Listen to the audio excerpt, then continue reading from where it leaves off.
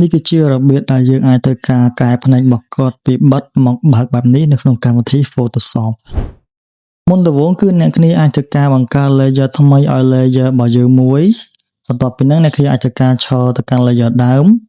អ្នកគ្នាចូលទៅកាន់ tool មួយមានឈ្មោះថា clone stem tool បន្ទាប់ពីហ្នឹងអ្នកគ្នាចូលមកកាន់ខាងលើហើយអ្នកគ្នាចុចទៅនឹងមួយមក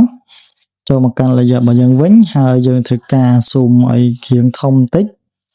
ខ្ញុំធ្វើការចុច Alt ឲ្យជាប់ខ្ញុំចុចត្រង់កន្លែងផ្នែករបស់គាត់បន្ទាប់ពីហ្នឹងគឺអ្នកគ្នាបានឃើញ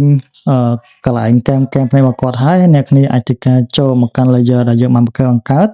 អ្នកគ្នាអាចធ្វើការដាក់ឲ្យត្រូវជាមួយនឹងកែមផ្នែករបស់គាត់នៅខាងឆ្វេងដៃហ្នឹងមកហើយយើងធ្វើការអូសវាលុបវាចេញអូខេអ្នកគ្នាបានធ្វើការអូសរួចរាល់ហើយគឺវាចេញជាលក្ខណៈបែបនេះអូខេអញ្ចឹងការធ្វើកែមផ្នែករបស់យើងគឺទទួលបានជោគជ័យហើយអូខេអញ្ចឹងអ្នកគ្នាអាចធ្វើការមើល result របស់គ្នាបាន before and after អញ្ចឹងបើសិនជាអ្នកគ្នាចង់ធ្វើការសិក្សាទៅលើជំនាញ graphic design អ្នកគ្នាអាចធ្វើការសិក្សានៅ Slide Academy បានអរគុណជំរាបលាជួបគ្នាវីដេអូក្រោយ